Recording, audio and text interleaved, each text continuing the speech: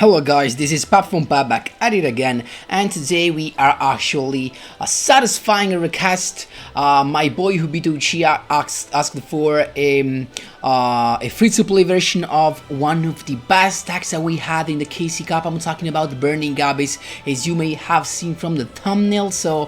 And here we are with a free-to-play version. So as you will see right there, I tried to make it like one main box UR. Actually, we had to maybe one main box and a couple of mini boxes. I hope it's enough free to play for you, my boys. And actually, to be honest, the deck performs so well even with those. It's really great. Burning Up is such a strong deck, and I feel quite sure to suggest you as a really nice King of Games deck, actually, because it is really good. Thanks to Beatrice, of course. So before jumping right into it, guys, just a quick reminder, if you enjoy the content, please leave a like and subscribe. I really appreciate it, and it helps me a lot. Let's jump right into it. So I'm here with Sarah, and of course the skill is always the same, Mind of the Plana. So really quickly, for all who do not remember what it does, it's pretty easy. You can just vanish into the nothingness. Every monster, every card that is banished from your opponent's side.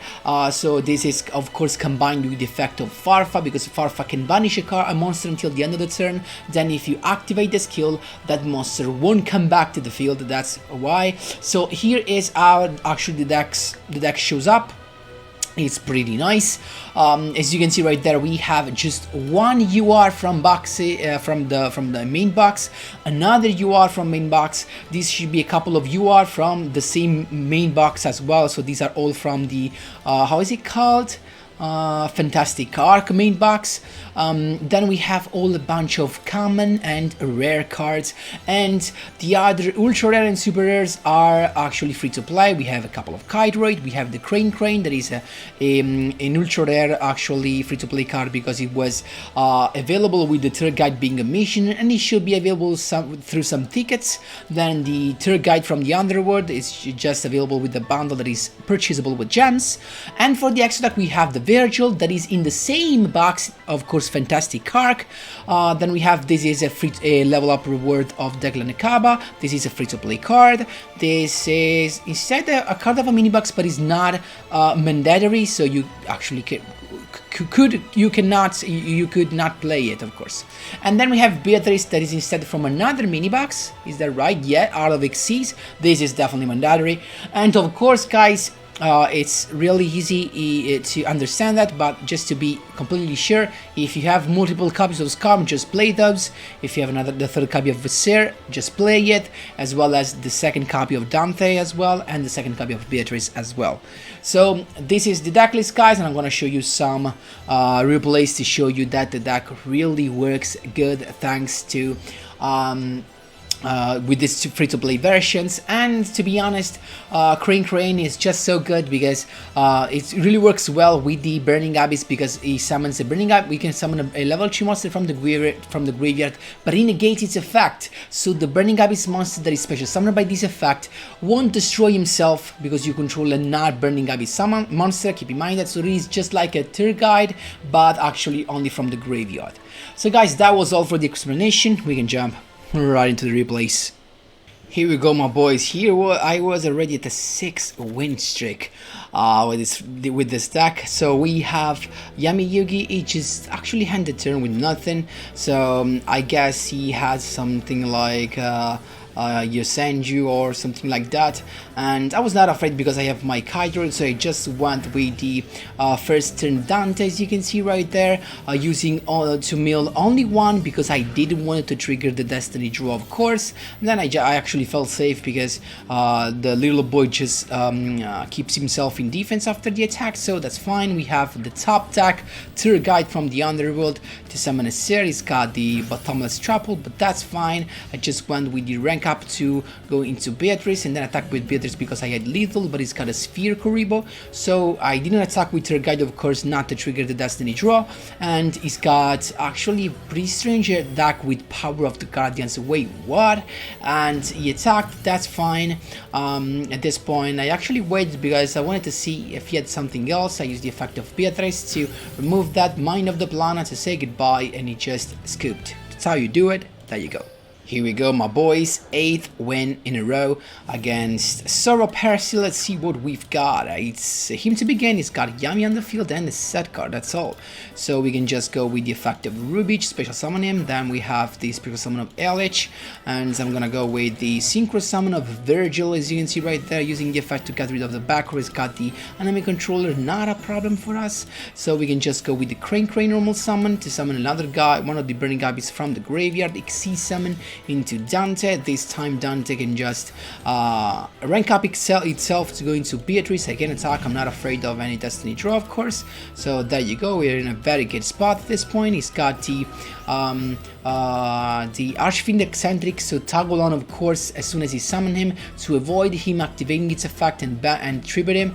I use the effect of Beatrice to send a Farfa to the grave and to banish him, but he's got the Metal Fools stuff, so it's not done yet. He could pop his own field spell to go and look for the Metal Fools fusion. At this point, if Metal Fools fusion, of course, to go into Mithrilium, that this guy can just shuffle into the deck if I'm not wrong. There you go. Goodbye to my Beatrice, but that's fine. I have plenty of defense. I have Dante that to recover my Rubich. It's got to pop a Virgil, so I get to draw a card, and in the end phase this card that I sent to the graveyard to have to add the Deter Guide. So we are in a very good spot right now because we can do tons of stuff, starting from Rubich, then special summon of a Farfa, Synchro Shokan into a Virgil once again. The second one we can use the effect by discarding the Rubich, and then normal summon of the Deter Guide. We can summon actually a DD Stone. Keep in mind, this was the problem, that I didn't have a second Dante, so keep in mind that if you have another Dante, even if you're free to play, definitely play a second copy at least. So I went for the DD Stone, but I actually need nothing else because my Virgil is more than enough to go for lethal. That's how you do it. There you go. Here we go, my boys. 9 wins in a row. So we have 9 wins in a row. This is against Xiang and Xiang Sheng, Yugioh. Let's see, it's us to begin. We can just go with the special summon of Farfa, then the normal summon of Skarm, and we're good to go. Dante is here. Xyz, rank up Xyz to go into the Beatrice, and we have this Karma right there. So whenever we activate the effect of Beatrice, we're gonna send this Skarm to the graveyard. So we're gonna add a Fiend monster from our deck to our hand. It's got the skill, of course, to go into the Pendulum summon, as you can see right there, with 3 guys. Toggle on. I went for the Farfa play, of course, to banish one of the rank 4 because I didn't want him to go into, I don't know, either Malevolent Scene or maybe something like Abyss Dweller and stop all my effects from the graveyard. Unfortunately, it's got the Noble Dragon, so he can go into an Xyz, into a Synchro Shokan. He went for the odd dice. That is not big enough, but he went for that instead because he summoned the guy from the Pendulum Zone with the other effect of the odd dice Meteor Burst Dragon. Went for Ebon Illusion Magician to summon a normal spellcaster, and then he attacked. At this point, he could just banish my Beatrice. I get the effect of the Dante. I was a material, and then he went for it, but I got my Kydroid, luckily for me, so I'm chilling. I can survive this. This was a very nice duel. So we have Skarm in the end phase, as I told you, to add the Tour Guide. So we are in a good spot right now at this point. I just went with the Tour Guide, summoned the Rubich, and he scooped. I could have done not so many stuff, but I guess he supposed I had the second Dante that I didn't have, but I could have gone with more and more stuff, with Virgil, for example, and once that I take out his Ebon Illusion Magician, there's nothing he could do because he popped his own Pendulum skills. He was in a very bad spot. There you go.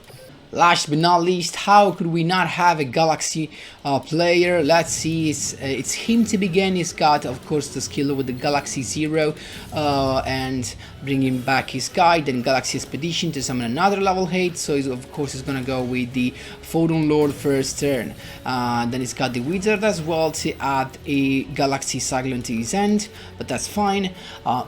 We've got plenty of stuff, so we begin with Rubich. He used the effect, actually not to negate that, but to add a Photon Stream of Destruction to his hand.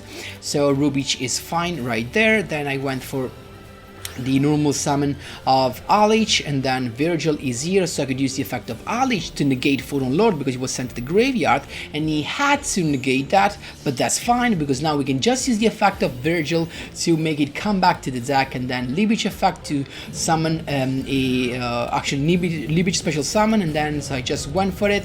At this point I have actually a very nice defense right there, because as soon as he gets rid of my Libich I can summon my Farfa, and Farfa is gonna use its effect to banish one monster he controls, so I'm pretty good. He's got Monster Reborn to begin with, so he just went for the Galaxy Eyes Photon Dragon, of course, a set card, and for the Stream of Destruction to get rid of Virgil.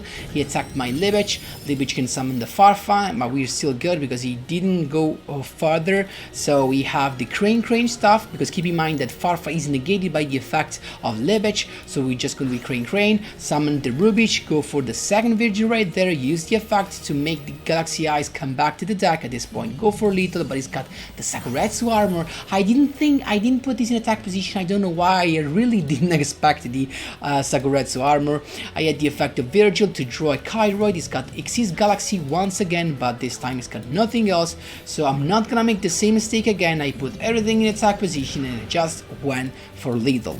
That's how you do it, my boys. There you go. So guys, that was all for today's videos. I hope Hubito Uchiha was is happy with the build I come up with. And of course guys, if you enjoyed the content, don't forget to leave a like and subscribe to support the channel. That was all for today's video, guys. Thanks a lot for watching, and as always, see you in the next one.